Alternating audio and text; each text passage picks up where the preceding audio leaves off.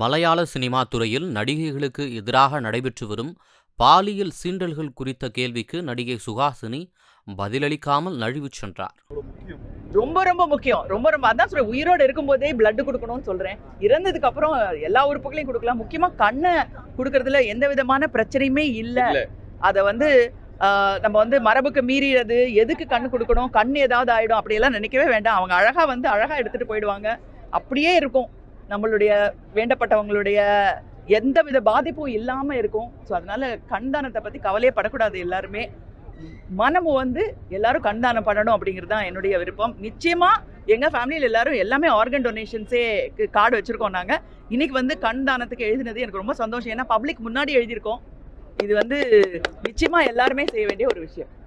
கேரளால Hema committee report இல்ல, அது கண்ணுடைய ஃபீல்ட்ல இருக்க மேம், அது கண்ணான பத்தி பேசலாம். செய்திகளை உள்ளது உள்ளபடி தெரிந்து கொள்ள ரெஃப்ளெக்ட் நியூஸை சப்ஸ்கிரைப் பண்ணுங்க.